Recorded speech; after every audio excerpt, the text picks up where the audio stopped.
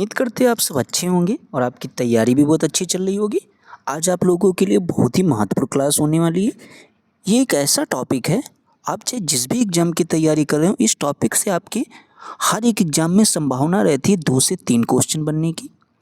और इस टॉपिक को हम आज इतने बेहतरीन ढंग से आपको समझाएंगे कि हो सकता है इस क्लास को देखने के बाद आपका कोई भी क्वेश्चन इस टॉपिक से गलत ना हो, क्योंकि इस टॉपिक से जितने भी इम्पोर्टेंट पॉइंट होने वाले हैं वो सारे हम इस क्लास में आपके साथ डिस्कस करेंगे। बस आप लोगों से एक रिक्वेस्ट है कि आप लोग क्लास को लास्ट तक ज़रूर देखना। फिर अगर आप लोगों को क्लास पसंद आए तो प्लीज़ आप लोग वीडियो को ज़्यादा से ज़्यादा लोगों में शेयर ज़रूर कर देना और चैनल को लाइक और सब्सक्राइब भी कर देना। तो चलिए देखते हैं जो आपका टॉपिक होने वाला है उसको हम लोग, ये आपकी जो क्लास होने वाली है आपकी साइंस की होने वाली है। और उसका जो एक टॉपिक है आपका गुरुत्वाकर्षण, जिसको हम लोग अंग्रेजी में बोलते हैं ग्रेविटी। ठीक है, इससे देखते हैं जो सबसे पहले पॉइंट आप लोगों के लिए इम्पोर्टेंट है, कई बार आपके पेपर में पूछा गया है कि पृथ्वी पर पलायन वेग कितना है। तो जो पृथ्वी का आपके है पलायन वेग अगर आपसे पूछा जाए कितना है, तो आप लोग इसका आंसर देंगे 11.2 किमी प्रति सेकंड। ये आपका क्या हो जाएगा, पृथ्वी का पलायन वेग। आगे देखते हैं, कह रहा है यदि चक्कर लगाते हुए अंतरिक्ष यान से एक सेब छोड़ा जाए तो उसकी गति क्या होगी। ये भी मोस्ट इंपॉर्टेंट क्वेश्चन है इस टॉपिक का, तो याद रखना। तो उसकी जो गति होगी वो अंतरिक्ष यान के साथ साथ उसी गति से गतिमान होगा। ठीक है, किस तरीके से, जैसे कि आपके अंतरिक्ष यान की गति होगी वो उसी तरीके से जो वो है आपका सेब भी उसी तरीके से गतिमान होगा। ठीक है, आगे देखते हैं, कह रहा है अंतरिक्ष यात्री निर्वात में सीधे खड़े क्यों नहीं रह सकते हैं। जो आपकी अंतरिक्ष यात्रा करते हैं जो लोग, वो सीधे क्यों नहीं खड़े रह सकते, इसके पीछे का आपका कारण पूछा गया है। तो आप लोग इसका जवाब देंगे क्योंकि वहाँ पर क्या होता है, गुरुत्वाकर्षण की अनुपस्थिति के कारण जो है, क्योंकि आपके अंतरिक्ष में गुरुत्वाकर्षण की उपस्थिति होती नहीं, इसीलिए उन लोगों को वहाँ पर सीधा खड़े होने में वो सीधा खड़े नहीं हो सकते हैं। ठीक है, इसके पीछे का मेन रीजन आपका यही हो जाएगा, किसकी अनुपस्थिति के कारण, आपके गुरुत्वाकर्षण की अनुपस्थिति के कारण। आगे देखते हैं, अगर इसी केस में वहाँ पर गुरुत्वाकर्षण होगा तो वो लोग सीधे खड़े हो सकते हैं।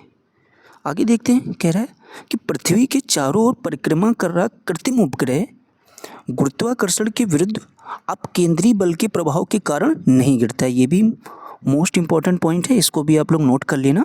जो आपका पृथ्वी के चारों ओर परिक्रमा कर रहा जो कृत्रिम उपग्रह होता है, ये आपके गुरुत्वाकर्षण के विरुद्ध अपकेंद्री बल के प्रभाव के कारण ये आपका नहीं गिरता है। आगे देखते हैं, फिर आपसे कह रहा है एक भू उपग्रह यानी जो आपका जियो सैटेलाइट है, ये किस बल के प्रभाव से अपने कक्ष में जो है निरंतर गति करता है। तो याद रखना, जो एक भू उपग्रह होता है आपका, ये जो है अपकेंद्री बल के प्रभाव से कक्ष में निरंतर गति करता रहता है। ठीक है, ये भी क्वेश्चन इंपॉर्टेंट है। फिर कह रहा है चंद्रमा की सतह पर पलायन वेग पृथ्वी की सतह की अपेक्षा कम होता है, क्योंकि किस वजह से कम होता है। तो चलिए देखते हैं। अब ये कह रहा है कि चंद्रमा की त्रिज्या जो है वो पृथ्वी की त्रिज्या से कम होती है, इसीलिए जो है चंद्रमा की सतह पर पलायन वेग जो है वो पृथ्वी की जो आपकी सतह की अपेक्षा क्या होता है, कम होता है। किस वजह से, चंद्रमा की त्रिज्या जो है वो पृथ्वी की त्रिज्या से क्या होती है, कम होती है। आगे देखते हैं, कह रहा है कि भारहीनता की स्थिति किस कारण होती है। तो याद रखना, ये जो है ये गुरुत्वाकर्षण की शून्य स्थिति में जो है ऐसा होता है कि भारहीनता है इसकी स्थिति अगर आपसे पूछा जाए किस कारण होती है, तो याद रखना गुरुत्वाकर्षण की शून्य स्थिति के कारण जो है भारहीनता की स्थिति होती है। आगे देखते हैं, आगे आपसे कह रहा है कि एक लड़की झूले पर बैठी स्थिति में झूला झूल रही है, उस लड़की के खड़े हो जाने पर जो है आपका टाइम पीरियड पर आपसे पूछ रहा है क्या प्रभाव पड़ेगा, यानी उसके आवर्तकाल पर क्या प्रभाव पड़ेगा। तो याद रखना, जो इस स्थिति में है आवर्तकाल क्या हो जाएगा आपका, वो कम हो जाएगा। ठीक है, आगे देखते हैं, जो पॉइंट करके आपका नोट करके दे रखा है, कह रहा है लोलक की लंबाई बढ़ जाने के कारण लोलक घड़ी जो आपकी पेंडुलम क्लॉक होती है ये गर्मियों में धीमी हो जाती है, जबकि शीतकाल में तीव्र गति से चलने लगती है। ठीक है, तो ये भी आप लोग एक बार पढ़ लेना, इंपॉर्टेंट पॉइंट है कि जो आपकी लोलक की लंबाई जो है बढ़ जाने के कारण क्या होता है, जो लोलक की घड़ी होती है वो गर्मियों में धीमी हो जाती है, जबकि आपकी शीतकाल में क्या हो जाती है, उसकी गति जो है आपकी तीव्र गति हो जाती है। दोनों बातें याद रखना। कह रहा है हवा में लोहे और लकड़ी की समान भार की गेंद को एक समान ऊंचाई से गिराने पर क्या प्रतिक्रिया होगी। तो ये भी बहुत ही महत्वपूर्ण क्वेश्चन है इस टॉपिक का, तो याद रखना। हवा में जो है आपकी एक लोहे और लकड़ी की समान भार की गेंद है, कहने का मतलब अगर उसका वजन आपके 50 ग्राम है तो दूसरी वाली गेंद का भी वजन आपके कितना है 50 ग्राम है। ये दोनों स्थिति आपके लिए हैं, तो याद रखना क्या होगा इस स्थिति में। बोल रहा है कि समान ऊंचाई से गिराने पर क्या प्रतिक्रिया होगी, तो याद रखना जो लकड़ी की गेंद बाद में गिरेगी, लोहे की जो आपकी गेंद होगी वो पहले गिर जाएगी, जबकि जो आपकी लकड़ी की गेंद होगी वो आपकी बाद में गिरेगी, जबकि क्या है दोनों समान भार की हैं। ठीक है, तो ये बात आप लोग जरूर याद रखना, यहाँ से क्वेश्चन आपके पेपर में जरूर देखने को मिल सकता है। फिर कह रहा है लकड़ी का घनत्व लोहे की अपेक्षा कम होता है, जिस कारण यदि लोहे और लकड़ी की समान भार की गेंदों को समान ऊंचाई से गिराया जाए तो लकड़ी की गेंद पर वायु का प्रतिरोध अधिक होगा। ठीक है, इसी वजह से आगे कह रहा है, पॉइंट आगे देखते हैं, पृथ्वी के किस स्थान पर किसी पिंड का भार सर्वाधिक होता है। यहाँ से कई बार आपके ऐसा क्वेश्चन कई बार आपके पेपर में पूछा गया, तो ये क्वेश्चन आप लोग जरूर याद कर लेना। ध्रुवों पर जो है वो पिंड का भार जो है आपके वो सर्वाधिक होता है। आगे देखते हैं, कह रहा है कि पृथ्वी के केंद्र से ध्रुवों की दूरी कम होने के कारण ध्रुवों पर स्थित पिंड पर पृथ्वी द्वारा अधिक गुरुत्वीय आकर्षण बल आरोपित होगा, इसलिए ध्रुवों पर उसका भार पृथ्वी पर स्थित किसी अन्य स्थान से अधिक होगा। ठीक है, आगे देखते हैं, ये क्वेश्चन मोस्ट इंपॉर्टेंट आपके लिए होने वाला है। कह रहा है लिफ्ट में बैठे हुए व्यक्ति का भार कब सर्वाधिक महसूस होता है। अगर आप किसी लिफ्ट में यात्रा कर रहे हैं, लिफ्ट में अगर आप ऊपर से नीचे जाने या किसी भी फ्लोर पर जाने के बारे में सोच रहे हैं, तो वहाँ पर अगर आप होंगे तो उस सिचुएशन में आप क्या सोचेंगे। आपसे पूछा जाए अगर क्वेश्चन कि लिफ्ट जो आप लिफ्ट में बैठे हुए व्यक्ति है उसका भार कब जो है सबसे ज़्यादा होगा, जब आप ऊपर जाएंगे या जब आप नीचे आएंगे। कहने का मतलब जब आप इतना सा समझ लीजिए, तो याद रखना जब लिफ्ट जो है आपकी त्वरित गति से ऊपर जा रही होगी तभी आपका जो भार है उस टाइम सर्वाधिक होगा। ठीक है, नीचे जाने पर आपका भार सर्वाधिक नहीं होगा, ये बात आप लोग जरूर याद रखना, ऐसा क्वेश्चन आपके पेपर में जरूर बन सकता है। फिर आपसे पूछ रहा है कि भूतुल्यकाली उपग्रह के परिक्रमण की अवधि कितनी होती। मोस्ट इंपॉर्टेंट है, 24 घंटे आपकी होती है। किसकी अवधि, भूतुल्यकाली उपग्रह की परिक्रमण अवधि 24 घंटे होती है। फिर आपसे पूछ रहा है कि यदि पृथ्वी और सूर्य के मध्य की दूरी दोगुनी होती है तो सूर्य द्वारा पृथ्वी पर गुरुत्वाकर्षण बल क्या होता है। तो याद रखना वर्तमान का 1/4 भाग हो जाएगा। ठीक है, आगे देखते हैं, कह रहा है लोलक की समयावधि किस पर निर्भर करती है। तो याद रखना ये आपके लोलक की लंबाई पर निर्भर करती है। किसकी समयावधि, लोलक की समयावधि।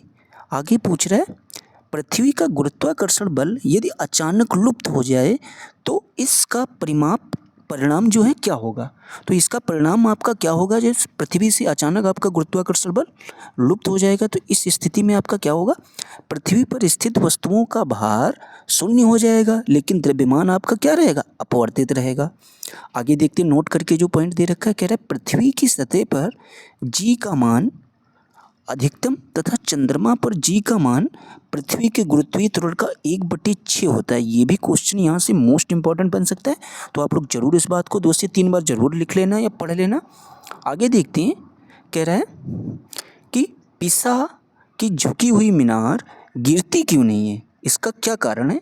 तो याद रखना गुरुत्व केंद्र से जाने वाली ऊर्ध्वाधर रेखा तल के अंदर रहती, इसी वजह से जो है पीसा की झुकी हुई मीनार आपकी गिरती नहीं है। आगे देखते हैं, फिर आपसे कह रहा है यदि कोई वस्तु ऊपर से गिराई जाती है तो उसके भार पर क्या प्रभाव पड़ेगा। तो वस्तु का भार जो है आपका वो इस स्थिति में अपरिवर्तित रहेगा। ठीक है, फिर कह रहा है जब हम भूमध्य रेखा से ध्रुवों की ओर जाते हैं तो जी का मान क्या होता है। तो याद रखना जब आप भूमध्य रेखा से ध्रुवों की ओर जाएंगे तो जी का मान आपके बढ़ता है इस स्थिति में। आगे कह रहा है चक्रीय झूले पर झूलते समय व्यक्ति को बाहर की ओर धक्का क्यों महसूस होता है? जब आप किसी चक्रीय झूले पर झूलते हैं उस समय जो है आपको बाहर की ओर धक्का क्यों महसूस होता है? तो याद रखना ऐसा आपके अपकेंद्रीय बल के कारण होता है। मोस्ट इंपॉर्टेंट क्वेश्चन यहाँ से आपके पेपर में जरूर देखने को मिलेगा। आगे कह रहा है कि विभिन्न द्रव्यमान वाले दो पत्थर एक साथ किसी इमारत की छत से गिराए जाते हैं, तो कौन सा पत्थर जमीन पर पहले पहुंचेगा? तो याद रखना दोनों ही पत्थर एक साथ जमीन पर पहुंचेंगे। ठीक है, आगे देखते हैं। फिर आपसे कह रहा है नोट करके जो पॉइंट दे रखा है, गुरुत्वाकर्षण एवं गुरुत्व के उदाहरण आपके कौन कौन से होने वाले? तो याद रखना सूर्य एवं अन्य ग्रहों के गुरुत्वाकर्षण के कारण सभी ग्रह लगभग वृत्ताकार एवं निश्चित कक्षाओं में सूर्य की परिक्रमा करते हैं, ये भी पॉइंट इंपॉर्टेंट है। पृथ्वी के गुरुत्व एवं चंद्रमा के गुरुत्वाकर्षण के कारण ही चंद्रमा एक निश्चित कक्षा में पृथ्वी की परिक्रमा करता है। फिर आपसे कह रहा है सूर्य, चंद्रमा एवं पृथ्वी के गुरुत्वाकर्षण की अंतर क्रिया के कारण पृथ्वी पर स्थित समुद्रों में ज्वार भाटा आता है। ठीक है, ये भी यहाँ से क्वेश्चन इंपॉर्टेंट बन सकता है कि ज्वार भाटा आपका क्यों आता है? तो याद रखना टाइड्स आपका क्यों आता है, तो इसके पीछे की वजह आपकी क्या हो जाएगी? सूर्य, चंद्रमा एवं पृथ्वी के गुरुत्वाकर्षण की अंतर क्रियाओं के कारण जो है। आगे देखते हैं जो आपका नोट करके एक पॉइंट दे रखा है, ये भी यहाँ से भी क्वेश्चन आपके बन सकता है, इसको भी हम लोग समझते हैं। कह रहा है कि गुरुत्वाकर्षण के सार्वभौमिक नियम सिद्धांत यानी प्रिंसिपल्स ऑफ यूनिवर्सल लॉ का प्रतिपादन आपके किसने किया था? तो याद रखना सर आइजैक न्यूटन ने किया था। किसका प्रतिपादन? आपके गुरुत्वाकर्षण के सार्वभौमिक नियम के सिद्धांत का। आगे देखते हैं। बस इतने ही आज की क्लास में आपके इस टॉपिक से आपके इतने ही पॉइंट जो आपके मोस्ट इंपॉर्टेंट पॉइंट थे हमने उन्हीं को डिस्कस किया और आपको पेपर में भी यहीं से ज़रूर क्वेश्चन देखने को मिलेगा। इस बात की हम गारंटी ले सकते हैं अगर आपने इन सारे पॉइंटों को अच्छे से देखा होगा और अच्छे से इनको पढ़ा होगा और अब आपकी बारी इसको अच्छे से याद कर लेने की है। ठीक है, तो उम्मीद करते हैं अगर आपको हमारी ये क्लास पसंद आई हो तो प्लीज़ आप लोग वीडियो को ज़्यादा से ज़्यादा लोगों में शेयर ज़रूर कर देना और चैनल को लाइक और सब्सक्राइब भी कर देना। अगर आप NCERT बुक नहीं भी पढ़ते हैं, आप जो बातें हम आपको बता रहे हैं चैप्टर वाइज, अगर आप सिर्फ इनको भी पढ़ लेंगे तब भी आपका क्वेश्चन गलत नहीं होगा। ठीक है, ये आपका NCERT सार संग्रह की बुक है ना, इसमें जो भी आपके इंपॉर्टेंट पॉइंट हैं NCERT की बुक में वो सारे यहाँ पर लिखे गए हैं। तो आप लोग ज़रूर क्लास को इस तरीके से देखते रहिए और आगे ही हम आपके साथ जो है टॉपिक वाइज इसी तरीके की क्लास लाते रहेंगे। हर एक चैप्टर वाइज आपका कोई भी चैप्टर छूटने वाला नहीं। अब गुरुत्वाकर्षण से संबंधित आपके जितने भी क्वेश्चन हैं वो हम किसी दूसरे वीडियो में आपको करा देंगे। ठीक है, थैंक्स फॉर वॉचिंग।